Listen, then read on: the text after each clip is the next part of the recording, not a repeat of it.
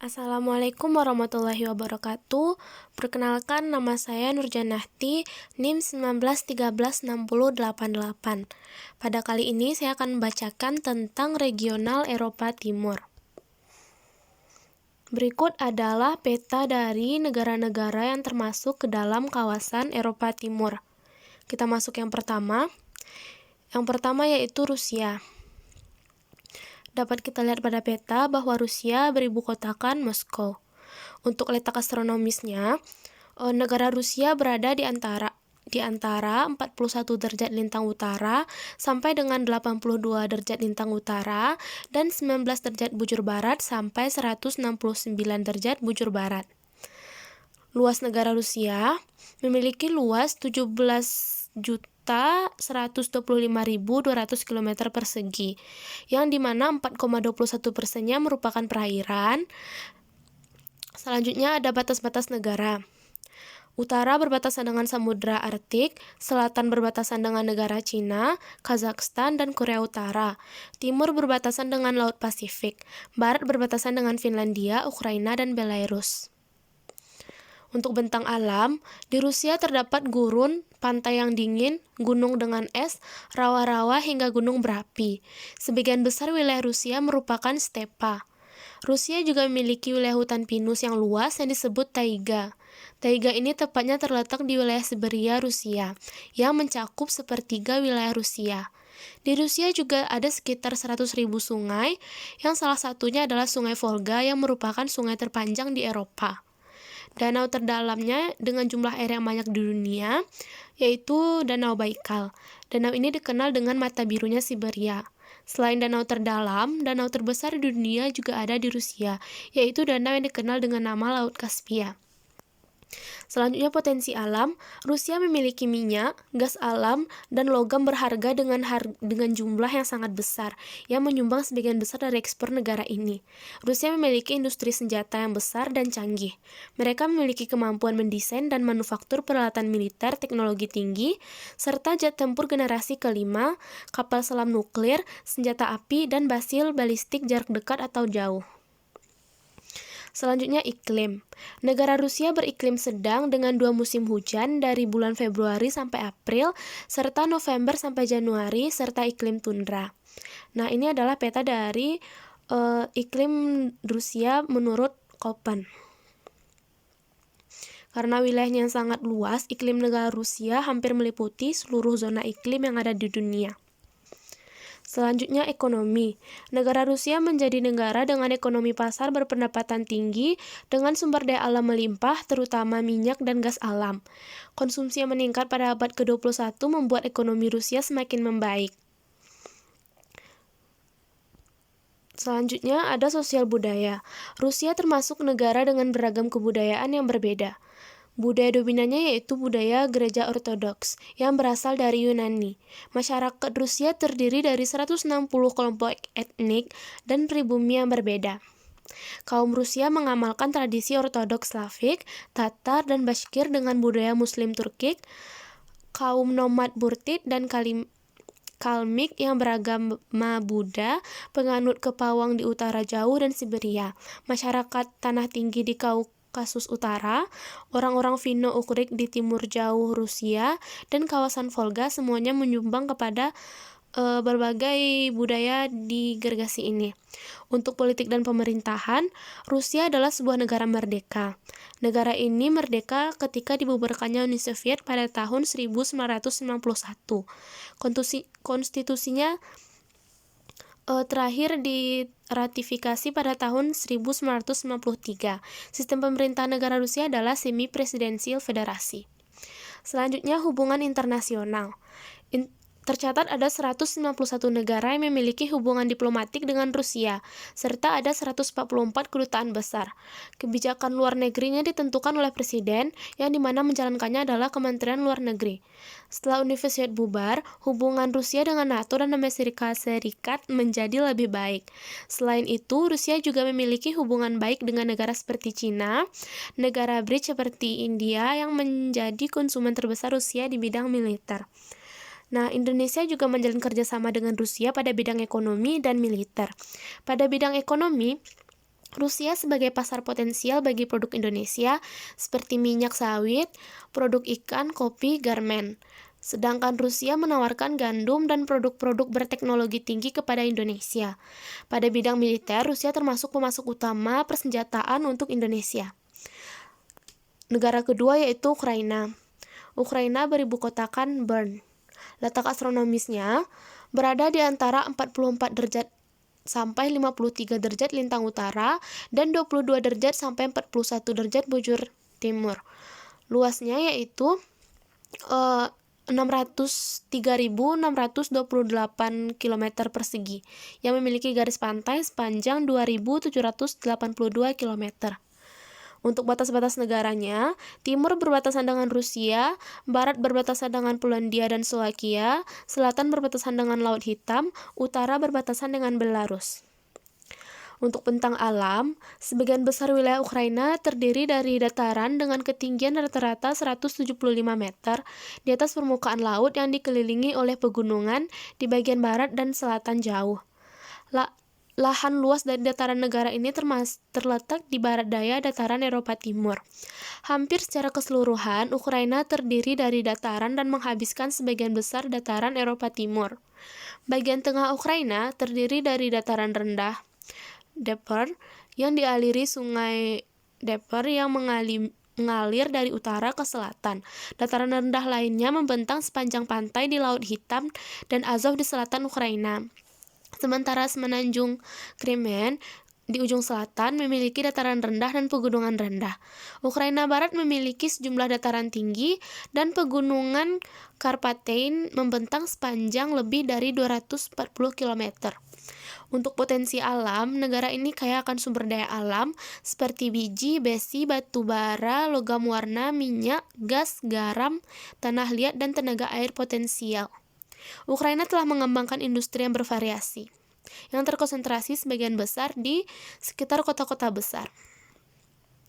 Nah, untuk iklim Ukraina beriklimkan sedang dengan musim dingin yang dingin dan musim panas yang hangat, kecuali di wilayah pesisir selatan Crimea yang termasuk ke dalam zona iklim subtropis. Ukraina berada dalam zona iklim sedang dan menerima 16-24 inch pengendapan per tahun. Musim dingin sedikit ringan, tidak ada rasa dingin yang parah, tetapi salju biasa turun kecuali di wilayah selatan. Sungai dan danaunya membeku di musim dingin. Musim panas agak panas dan kering, dengan hujan yang sekali-sekali turun. Tanah hitam yang subur mendapat cukup air selama musim semi dan musim gugur, dan disoroti banyak sinar matahari selama musim panas.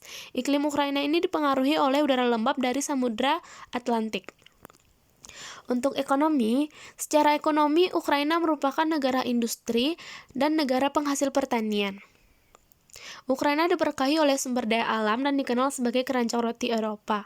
Ekonomi Ukraina menganut sistem pasar bebas dan sedang berkembang. Seperti pada negara pasca Soviet lainnya, produk domestik brutonya merosot tajam selama 10 tahun setelah runtuhnya Uni Soviet pada tahun 1991. Namun, tumbuh dengan cepat dari tahun 2000 sampai 2008 ketika krisis ekonomi dimulai di seluruh dunia dan mencapai Ukraina. Ekonominya pulih pada tahun 2010, tetapi sejak 2013 ekonomi Ukraina memburuk. Selanjutnya sosial budaya. Ukraina memiliki kesamaan budaya dan sejarah dengan negara tetangganya yang bisa dilacak hingga ke abad ke-9. Kesamaan adat istiadatnya ditemukan di budaya Rusia, Ukraina, Polandia, Belarus, Kazaki, dan orang-orang Turki dari Asia Tengah. Adat istiadat Ukraina sangat dipengaruhi oleh gereja Ortodoks dan tradisi mitologi Slavia. Era Soviet menyatukan budaya-budaya dari bangsa-bangsa yang tak berhubungan dengan bahasa yang serupa. Selanjutnya, politik dan pemerintahan. Ukraina adalah negara republik demokratis. Rakyat memilih presiden, parlemen, wali kota, dan utusan daerah serta dewan kota melalui pemungutan suara secara langsung. Undang-Undang Dasar Ukraina menetapkan 40 jam kerja selama 1 minggu dan juga menjamin hak libur tahunan bagi warga negaranya. Undang-Undang Dasar dan hukum di Ukraina menjamin bahwa warga negara Ukraina tidak bisa didiskriminasi atau dituntut atas pandangan politik dan kewarganegaraan mereka. Negara Ukraina berbentuk negara republik dan menganut sistem pemerintahan semi-presidensial dengan trias politika. Selanjutnya ada hubungan internasional. Kerjasama bilateral di bidang perdagangan dan ekonomi di Indonesia dan Ukraina diantaranya di bidang pertanian, seperti persediaan gandum, jagung, tepung gandum, dan penyediaan buah-buah segar. Dalam bidang teknik potensi kerjasama seperti alat pertambangan, pompa gas, baja, teknik militer, energi, dan farmasi. Ekspor dari Ukraina ke Indonesia sebagian besar berupa komoditas pertanian dan metal, sedangkan impor Ukraina dari Indonesia berupa minyak kelapa sawit, produk elektronik, biji coklat, sepatu, kertas, dan kardus. Negara ketiga yaitu Polandia. Polandia beribu kotakan Warsawa. Letak astronomis dari Polandia yaitu berada di antara 49 derajat lintang utara dan 14-25 derajat bujur barat. Luasnya yaitu Polandia memiliki luas sebesar 13,1268,5 km persegi. Batas-batas negaranya yaitu barat berbatasan dengan Jerman, timur berbatasan dengan Rusia dan Lituania, selatan berbatasan dengan Belarus dan Ukraina, utara berbatasan dengan Jerman. Untuk bentang alam, sebagian besar di wilayah Polandia terdiri dari bentangan dataran rendah yang banyak di atas danau dan hutan kecil. Tanah dinaik di selatan, mencapai puncak di pegunungan Karpatian di tepi perbatasan dengan Slovakia. Bagian tertinggi dari pegunungan Karpatian ini adalah pegunungan Tatra di utara Polandia dengan Laut Baltik. Sungai terpanjang di Polandia adalah Sungai Vistula yang mengalir ke utara dari sumbernya di Karpatian tadi, yang melewati Krakow dan Warsawa, ibu kota Polandia, menuju Laut Baltik. Di barat Vistulana adalah Sungai Oder dan Neisse yang berada di perbatasan Polandia dengan Jerman. Selanjutnya ada potensi alam. Potensi alam dari Polandia ini adalah yaitu ada wilayah Masurian di timur laut Polandia, yaitu daerah danau dan hutan megah yang terhitung jumlahnya. Tempat ini sangat populer di kalangan wisatawan. Mereka datang untuk menikmati olahraga, berburu, dan memancing.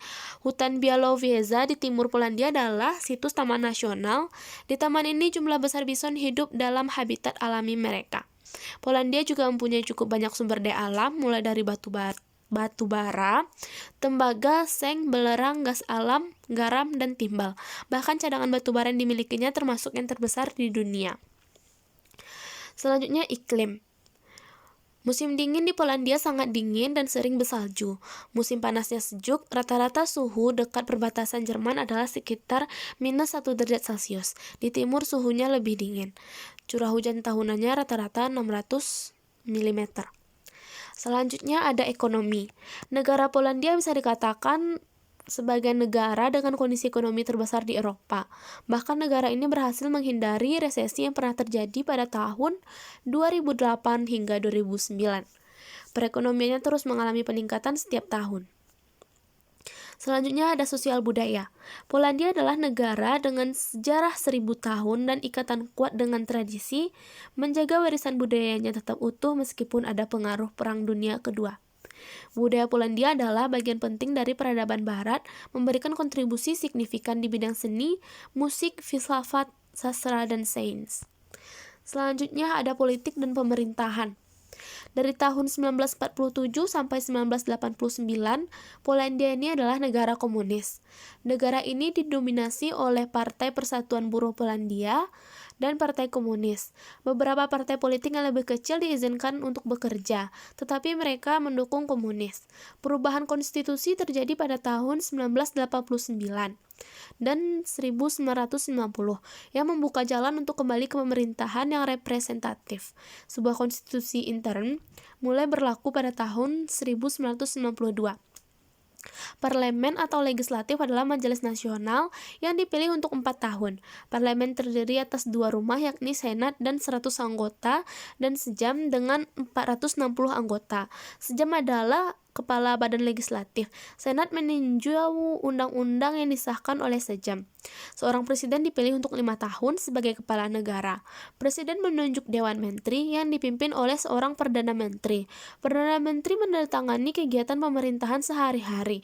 Penunjukan ini memerlukan persetujuan dari Sejam. Selanjutnya ada hubungan internasional. Hubungan luar negeri, Republik Polandia merupakan negara anggota PBB dan juga negara anggota beberapa lembaga internasional yang berada di bawah PBB. Polandia masuk sebagai anggota NATO pada tahun 1999 dan bergabung di Uni Eropa pada tahun 2004.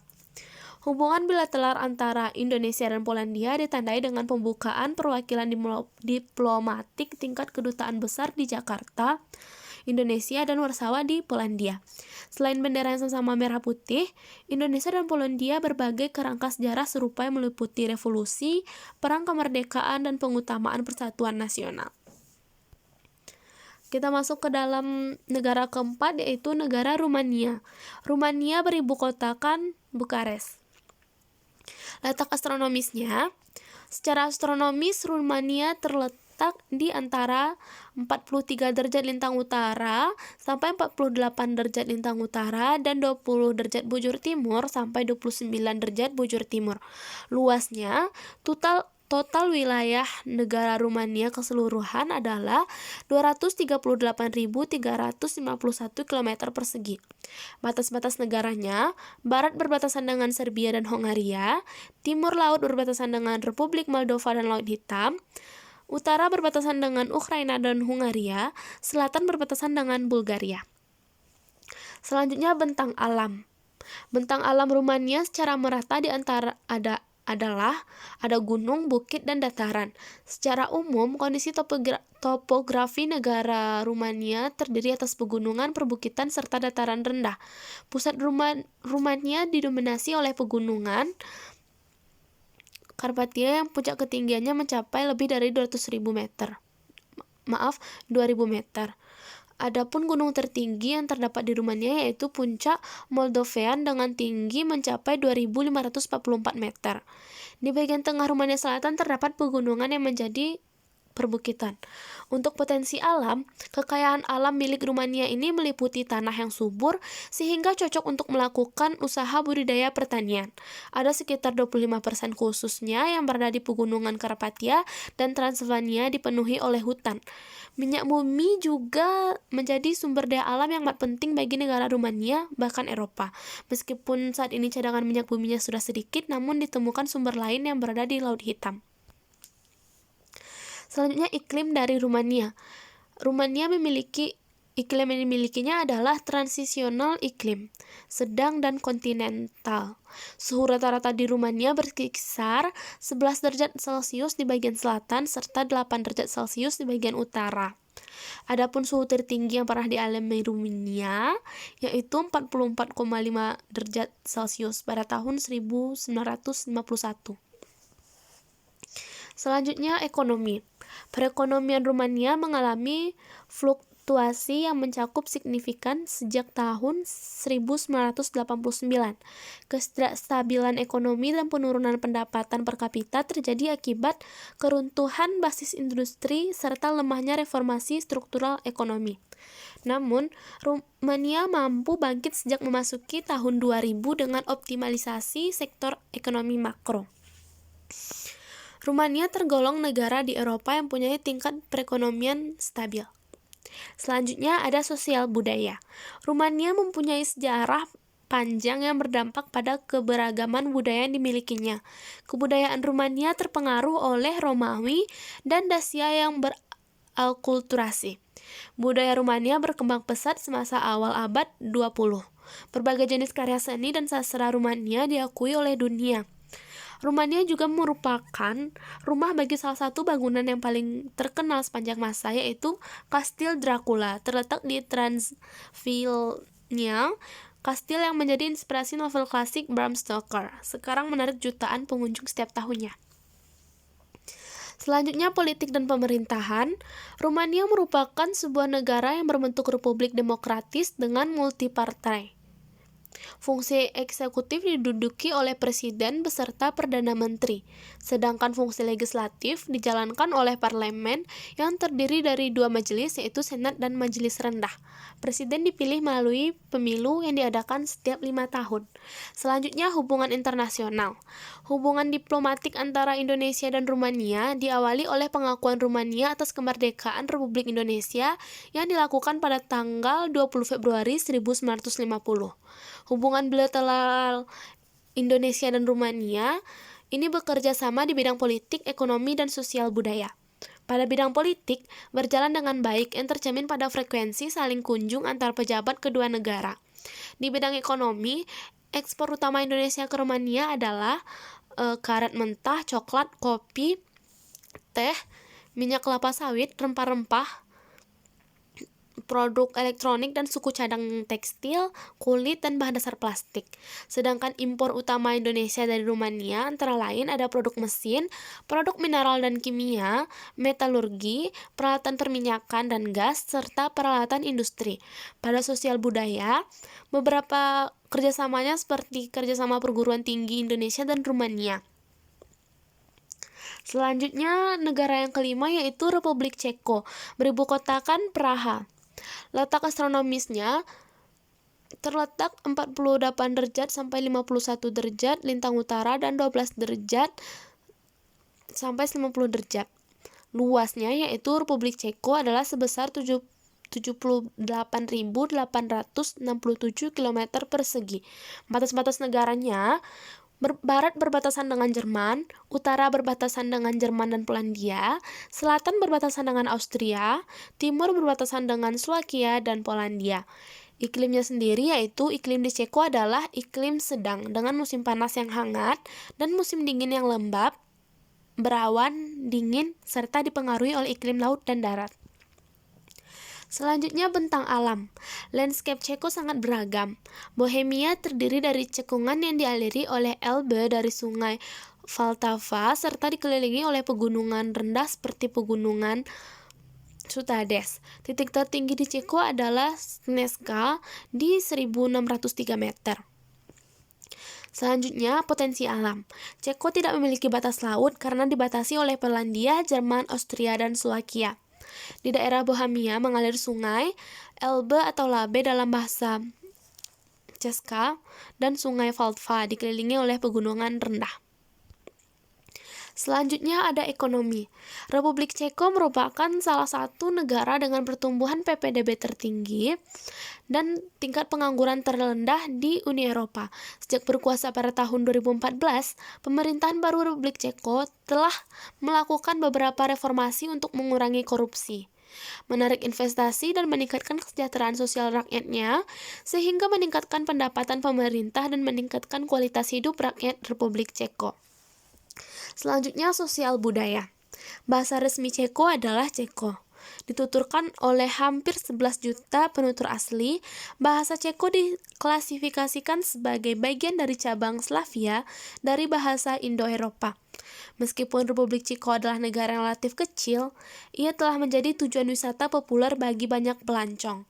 Sebagian besar berkat sejarahnya yang menarik dan warisan budaya yang kaya. Negara ini memiliki kota dan desa bersejarah yang tak terhitung jumlahnya dengan lebih dari 1.500 kastil dan 14 situs warisan yang dilindungi oleh UNESCO, termasuk kastil dan putri dongeng. Selanjutnya ada politik dan pemerintahan. Sistem pemerintahan yang dianut oleh Ceko adalah sistem pemerintahan republik parlementer, yaitu sistem pemerintahan yang kepala negaranya adalah presiden. Sedangkan kepala pemerintahannya adalah Perdana Menteri yang ditunjuk oleh presiden. Presiden Republik Ceko dipilih oleh parlemen untuk jabatan 5 tahun dan hanya dapat menjabat maksimum 2 periode secara berturut-turut. Presiden Republik Ceko juga memiliki hak veto dalam legislasi, hak imunitas, dan hak-hak membubarkan parlemen dalam keadaan tertentu. Terakhir ada hubungan internasional. Di hubungan luar negeri, Ceko bergabung dengan PBB pada tanggal 19 Januari 1993. Kemudian bergabung dengan NATO pada tahun 1999 dan Uni Eropa pada tahun 2004. Pemerintahan Indonesia dan Ceko sepakat mengembangkan kerjasama di 3 sektor dengan harapan akan meningkatkan hubungan ekonomi dan juga investasi yang saling menguntungkan. Pertama adalah perdagangan, investasi, dan pariwisata. Kedua, yaitu kerjasama di bidang green economic dan energi terbarukan. Ketiga adalah kerjasama di bidang industri pertahanan. Itu adalah 3 bidang yang dikembangkan untuk kerjasama Indonesia dengan Republik Ceko. Selanjutnya negara yang keenam yaitu Hungaria. Hungaria beribu kotakan Budapest. Letak astronomisnya berada di antara garis lintang 45 derajat sampai 49 derajat lintang utara dan garis bujurnya 16 derajat sampai 23 derajat bujur timur. Luasnya, wilayah Hungaria sebesar 93.028 km persegi dengan jumlah penduduknya yang 9.850.845 jiwa. Selanjutnya batas-batas negara. Barat berbatasan dengan Austria, timur berbatasan dengan Ukraina, utara berbatasan dengan Slovakia, selatan berbatasan dengan Kroasia dan Serbia. Selanjutnya adalah bentang alam. Bentang alam dari Hungaria yaitu berupa dataran rendah yang terbentang dari basin karpet dan juga terdapat jajaran bukit dan pegunungan rendah terletak di bagian utara perbatasan Slovakia, bahkan titik tertingginya berada di Kekes pada ketinggian 1014 meter. Negara Hungaria juga terbagi oleh 2 aliran sungai dengan salah satu sungai utamanya yakni Sungai Duna dan Sungai Tisza. Selain sungai-sungai, Hungaria juga mempunyai danau terbesar bernama Danau Balaton yang terletak di bagian barat. Selanjutnya ada potensi alam. Hungaria memiliki salah satu deposit bauksit paling signifikan di Eropa. Deposit bauksit ini terletak di Duna Dantul, utara Balaton, di pegunungan Bakoni dan Vertes. Selanjutnya ada iklim. Kondisi iklim Hungaria termasuk ke dalam kategori iklim benua. Ketika masuk musim dingin, suhu menjadi sangat dingin, lembab, dan berawan. Sedangkan ketika musim panas bisa berlangsung hangat hingga panas. Temperaturnya rata-rata tahunan berkisar 9,7 derajat Celcius. Selanjutnya ada ekonomi. Dahulu sistem perekonomian negara Hungaria menggunakan sistem ekonomi terpusat atau ekonomi komunis. Namun saat ini sudah berubah menjadi sistem ekonomi pasar dan dampaknya perekonomian Hungaria mengalami kemajuan yang signifikan bahkan mengubah negara ini menjadi salah satu negara maju di dunia. Pendapatan negara Hungaria berasal dari berbagai sektor yakni pertambangan, metalurgi, pengolahan makanan, bahan bangunan, tekstil, bahan kimia, pariwisata, hingga kendaraan bermotor. Pertambangan menjadi sumber daya alam utama negara Hungaria dengan hasil tambang berupa batu bara yang ditambang di sekitar pegunungan utara dan Transdanubia. Batu bara sempat menjadi kebutuhan utama negeri ini, namun saat ini telah berkurang hingga 1/5 dari total produksi energi. Selanjutnya ada sosial budaya. Budaya Hungaria sangat beragam.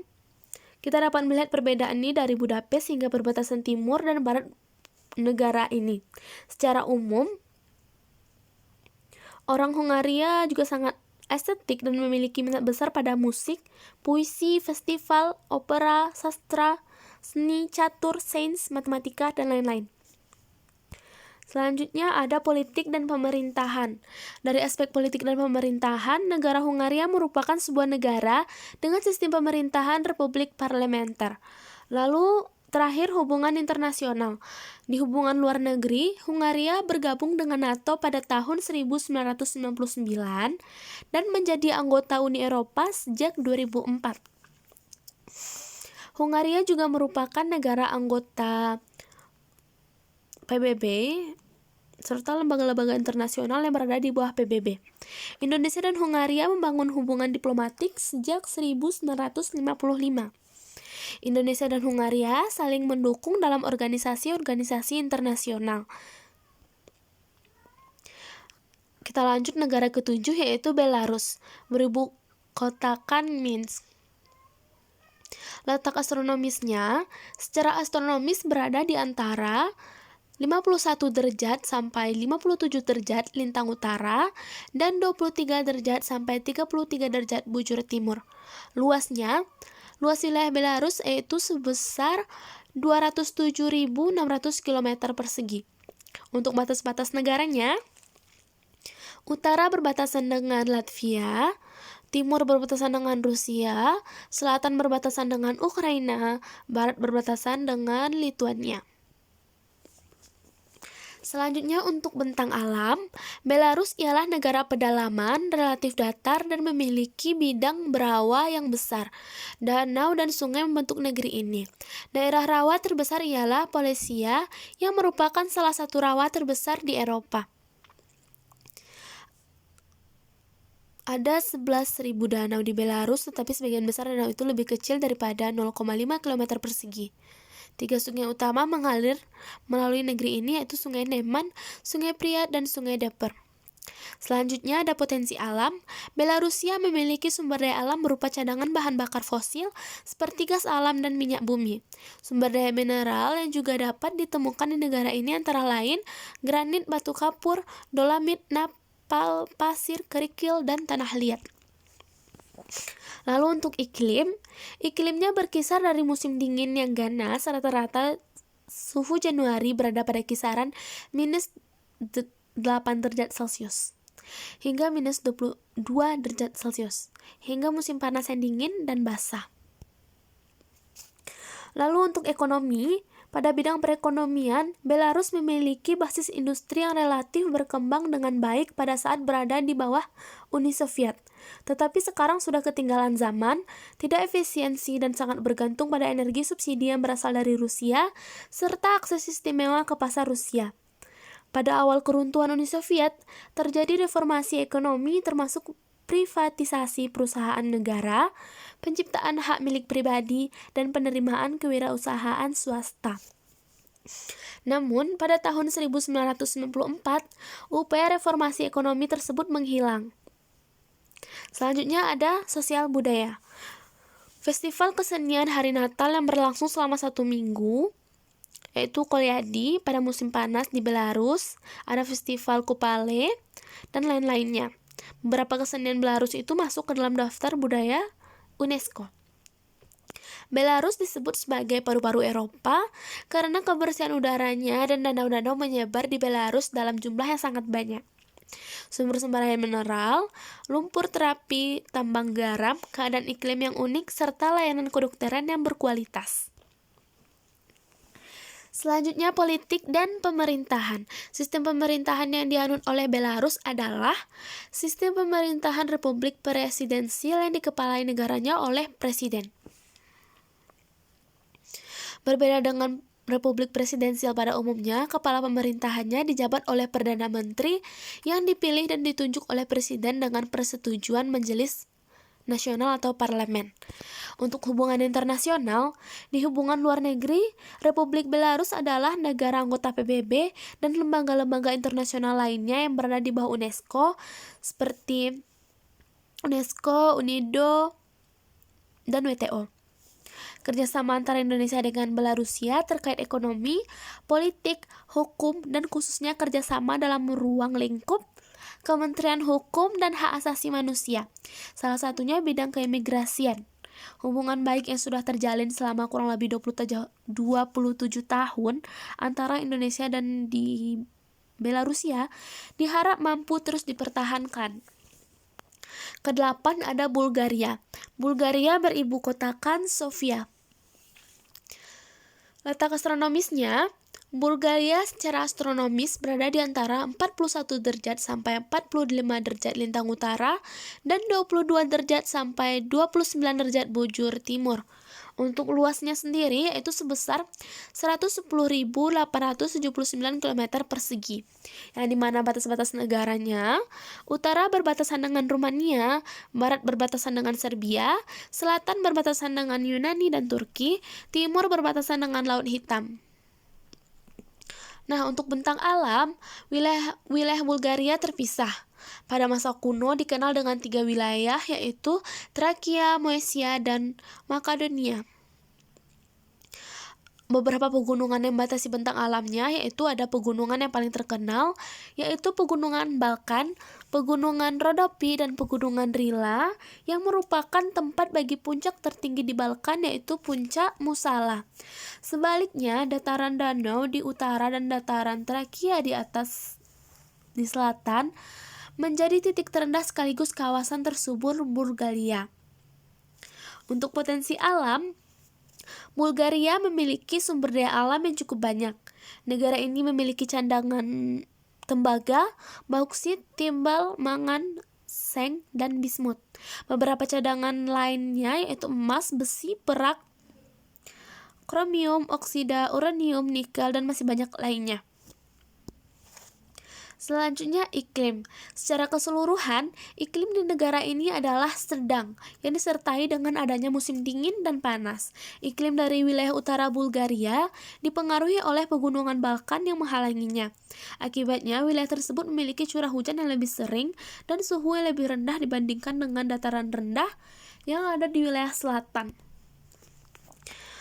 Untuk ekonominya, ekonomi pasar negara Bulgaria bersifat terbuka dengan badan usaha yang strategis serta sektor swasta yang maju. Selain itu, Bulgaria memiliki pertumbuhan ekonomi yang cukup baik. Meskipun peringkat pendapatannya adalah yang terendah di wilayah Uni Eropa. Selanjutnya ada sosial budaya. Kebudayaan tradisional Bulgaria merupakan warisan dari Slavia, Trakia, serta Bulgar, dan bersama kebudayaan lain seperti Kekaisaran Utsmaniyah, Yunani kuno, pengaruh Keltik, dan Romawi kuno, yang menjadi artefak bersejarah dan bernilai sangat penting, yakni harta karun berupa emas tertua di dunia. Selanjutnya ada politik dan pemerintahan. Bulgaria merupakan negara yang memiliki sistem pemerintahan berupa republik parlementer. Negara ini memiliki Majelis Nasional Bulgaria yang beranggotakan sebanyak 240 wakil rakyat. Anggota Majelis Nasional Bulgaria memiliki masa tugas selama 4 tahun dan dipilih berdasarkan suara terbanyak. Presiden di pemerintahan Bulgaria adalah kepala negara sekaligus panglima tertinggi Angkatan Bersenjata Bulgaria. Untuk hubungan internasional, secara resmi Bulgaria menjadi anggota Perserikatan Bangsa-Bangsa pada tahun 1955. Hubungan diplomatik antara Indonesia dan Bulgaria didirikan pada tanggal 21 September 1956. Kerjasamanya di 3 bidang, yaitu politik, ekonomi, dan sosial budaya. Yang ke-9 ada Slovakia, ibu kotanya adalah Bratislava. Letak astronomisnya 45 derajat lintang utara sampai dengan 50 derajat lintang utara, serta terletak di garis 60 derajat bujur timur sampai 23 derajat bujur timur. Luas wilayah Slovakia yaitu sebesar 12.273 km. Batas-batas negaranya, utara berbatasan dengan Ceko dan Polandia, timur berbatasan dengan Ukraina, selatan berbatasan dengan Hungaria, barat berbatasan dengan Austria. Untuk bentang alamnya, bentang alam yang menjadi karakteristik dari negara Slovakia adalah gunung-gunung yang mengelilingi negara ini. Yang paling terkenal adalah Pegunungan Karpatian yang membentang di kawasan sebelah utara Slovakia. Selanjutnya potensi alam. Slovakia tercatat memiliki sumber daya alam seperti logam termasuk minyak mentah, karet, batu bara, biji besi, dan mangan. Selanjutnya iklim. Iklim dari Slovakia yaitu masuk ke dalam kategori iklim benua. Musim panas ada pada negara ini relatif hangat, sedangkan di musim dingin cenderung lembab dan berawan. Selanjutnya ada ekonomi. Slovakia merupakan salah satu negara di Eropa yang perekonomiannya bergantung pada sektor investasi dan ekspor. Hal ini didukung dengan penataan negara yang integratif sehingga membuatnya menjadi negara strategis yang dijadikan sebagai ekonomik hubungan untuk negara di Eropa Timur dan Tengah. Selanjutnya ada sosial budaya. Manifest budaya dari cerita rakyat Slovakia adalah Festival Cerita Rakyat. Selain itu ada arsitektur kayu Slovakia yang dapat kita lihat di desanya yang terdaftar ke dalam situs warisan dunia UNESCO. Nah, lalu ada politik dan pemerintahan. Slovakia memiliki nama resmi. Republik Slovakia ini menerapkan sistem pemerintahan berbentuk republik parlementer dengan sistem pemerintahannya parlemen. Bentuk negara ini memiliki kepala negara presiden serta kepala pemerintahan dipegang oleh Perdana Menteri. Selanjutnya ada hubungan internasional. Hubungan luar negeri Slovakia terbilang cukup baik. Negara ini bergabung menjadi anggota PBB. Selanjutnya, Indonesia dan Slovakia sudah menjalin hubungan diplomatik sejak 1993. Selanjutnya, pemerintah Indonesia dan pemerintah Slovakia ini menjajaki penandatanganan di bidang pertahanan. Terakhir yaitu negara Moldova yang ibu kotanya adalah Chisinau.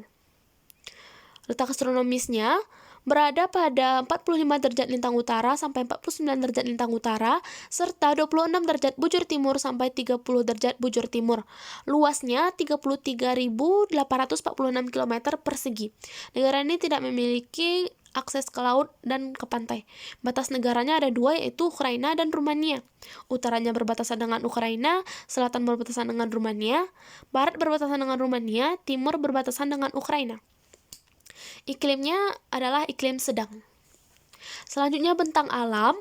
Negara Moldova ini tidak memiliki wilayah laut ataupun pantai. Meskipun demikian, daerah Moldova ini sebagian besarnya berada di antara dua sungai.